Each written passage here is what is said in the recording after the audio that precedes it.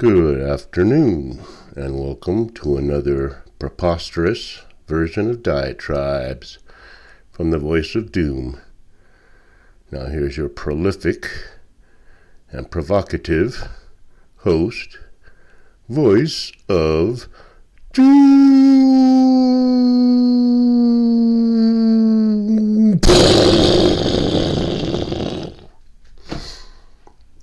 Hello. Okay, it's been a few days. A lot has happened. It's March 20th. I believe it's the third anniversary of the first clampdown. And that implies there will be another one. And I'm sure there will be. So I'm going to touch on a few subjects that have been going on in the last few days. And they're not, they have everything to do with each other, but they're all different. Now, warrants are being issued for arrests across the globe, which is good. The International Criminal Court has issued an arrest warrant for Vladimir Putin. So he's probably gone into hiding because they'll be coming after him. And he'll be clamped in irons and taken to The Hague and tried as a war criminal. It's always funny when I hear the word war crimes, as if there's legal ways to wage wars and you can't do this, you can't do that. That's against the rules. That's a war crime. You build bombs and then you say it's illegal to use them. It makes a whole lot of sense. Okay. Now, another warrant is about to be issued to Orangey, which is a trumped-up charge based on things that have already been put to bed.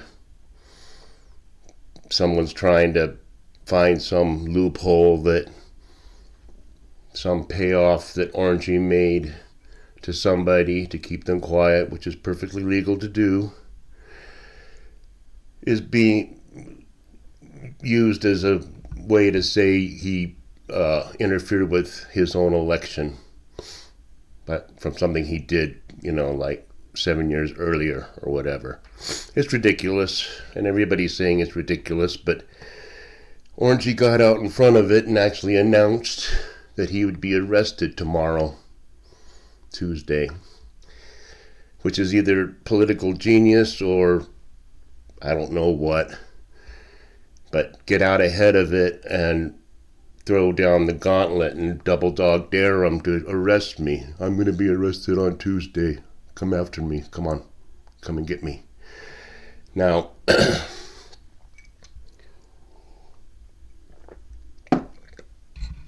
if you were a prosecutor, it seems to me, and I don't know the legal system very well, but I would think that if you press charges against a person and arrest them, you better have your case ready to go immediately. You don't say, I'm arresting you, but I don't want to try you for another 6 months because we want to put our case together. That's against the habeas corpus, which is a corpse. You have your case, and then the defense will say, we need time to prepare.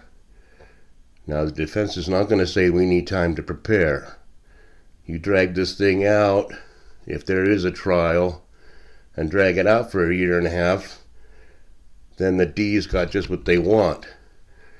They got Orangey in the docket. How's he going to run a campaign? So either arrest him, do the trial the next day and get it over with, or don't do anything. What else is going on? Happiness, Xi, and Vlad Mad are meeting tomorrow to form an alliance to help each other out. I scratch your back, you scratch mine. And we know whose backs are going to be scratched. They'll be scratched in Ukraine and scratched in Taiwan. There's two superpowers that are going to join forces against what used to be a superpower, which is now far from a superpower. It is a wet, limp rag that's been drying out in the sun. Now, I'm talking about what used to be the United States. And apparently, poor old Petri, and you start to feel sorry for the guy a bit because he's an addled, demented, corrupt fool that doesn't even remember all the bad things he's done.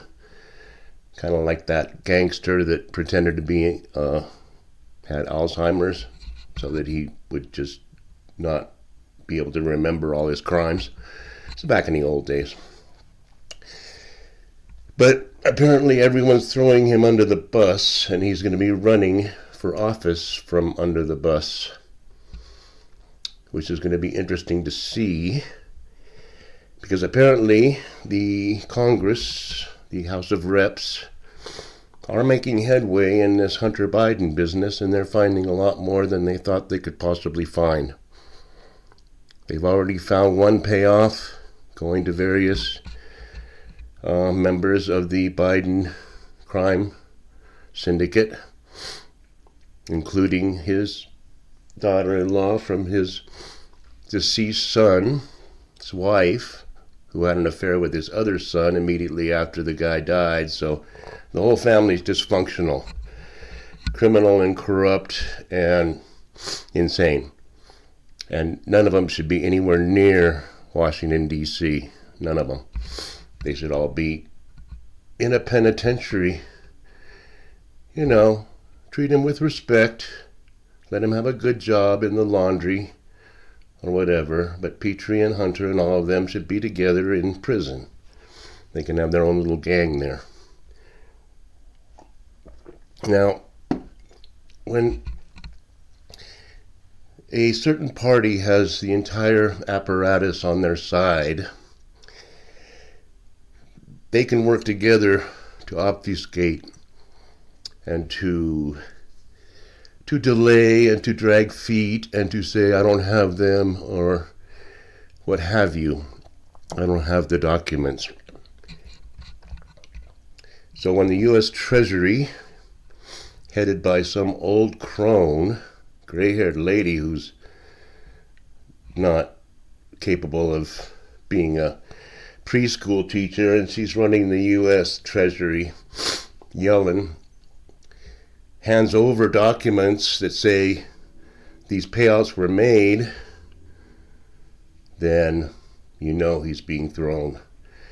And from what I understand, there's 12 or 13 or 15 or 500 more payoffs in the offing ready to come out also. So the Treasury will continue to drip and drab these documents. Now, looking at Yellen, it's really a joke, because I remember the good old days back in the 70s and 80s when people who were in high positions in the economy, say the chairman of the Fed or the Secretary of the Treasury, they'd always have hearings in front of Congress, and they would say things so convoluted that nobody would understand. I mean, Alan Greenspan, the fiduciary exuberance of the fiscal money supply is substantiated by the integral foresight of the economic prevarications. He's go on and on like that. And then all these congressmen would be sitting there nodding like they understand what the hell he's saying. Which is ridiculous, because you know he's saying nothing, but they have to pretend like they understand what he's saying. So I understand your gibberish. But he was smart enough to be able to do that and then get away with saying whatever. Irrational exuberance. I mean, Yellen couldn't even come up with irrational exuberance. She wouldn't know what that meant. Totally incapable. Ridiculous. But she starts handing documents. Now, I told you how Xi Jinping, Happiness, wants to destroy his own country out of revenge. I've told you a couple of times, so I'm not going to go over that again. But let's talk about more revenge, because I'm convinced that this Hunter character resents his dad and wants to bring him down. Why else would you leave a computer in somebody's repair shop and forget you left it there when it has so much damn information on it and it could bring down the whole country? Why would you do that? It's passive aggressive. He wanted to forget the computer and see how the chips fall. Now, I deny that that's my computer. I don't think it's my computer.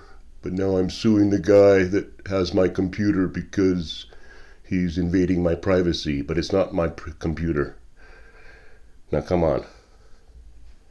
He's throwing his own dad under the bus because Hunter's out of his mind too. They're all nuts. I mean, our country is not just a kakistocracy run by the worst people, a moronocracy run by the stupidest people, a kleptocracy run by thieves, but it's also a maniocracy run by the craziest, because they're all nuts. Mayorkas, everybody, they're all out of their minds. They're telling us things that we aren't, what we're seeing is wrong. Now, Petri is losing it more than ever because he doesn't say anything to anybody anymore and he wants to run again. He's going to campaign. He's going to take questions from the press during his campaign. Come on. He says one or two sentences and even that he can't get right. What is your comment on your family dealings that's coming out in Congress?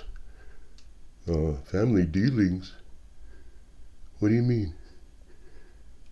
You know that your family has been taking money and that there's been payouts to all your family members. It's not true. Walk away. That's childish. He's a 5-year-old. He's going backwards into his infancy again, into his infancy. Not that he ever was out of it, but he's becoming a 5-year-old. Just deny that it's true when you see it with your own eyes. Well, here's the evidence. It's not true. So Petri's over. He should resign today if he had any brain capacity to realize what his future is.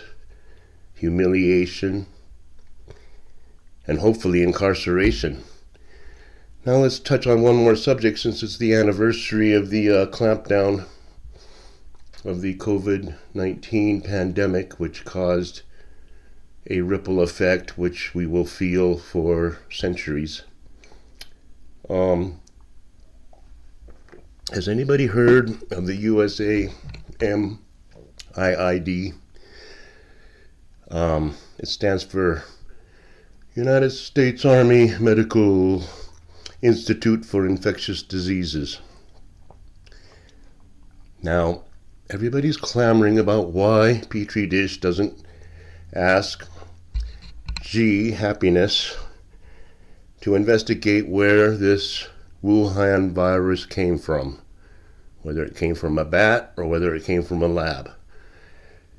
And I remember in the old days when Orangey was president and he said the China virus or the Wuhan virus, he was called a xenophobe and a bigot and a racist for blaming China for anything, saying it came from a lab. Now they're saying Wuhan virus and they're getting away with it. You can say it on YouTube and everywhere. Why are they letting us say Wuhan virus? Well, is it possible that the USAMIID in Fort Detrick, Kansas, allowed the damn COVID virus to escape?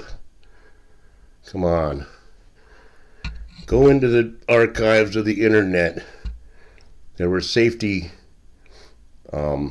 concerns about Fort Detrick and their virus labs. They weren't doing it well.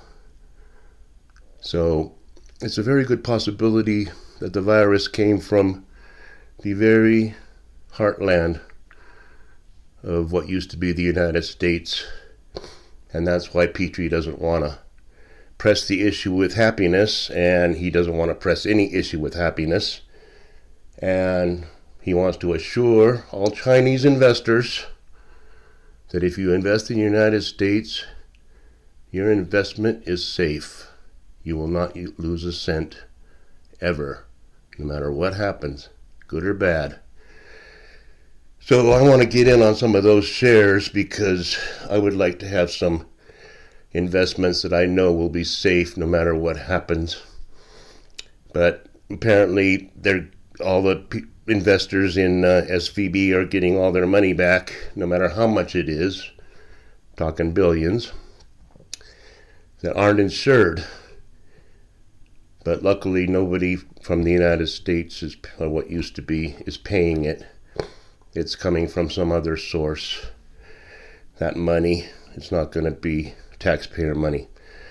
So we can rest easy on that, and I think everybody can rest easy that everything will be fine in what used to be this country because everything's going so well. And that's a little interlude of disaster and possibly wrong information that I'll give you. Something to think about, something you can do your own homework on. And I'll leave it there. It's already 16 minutes and 48 seconds. So thanks everybody, and I hope this was a good one. Goodbye.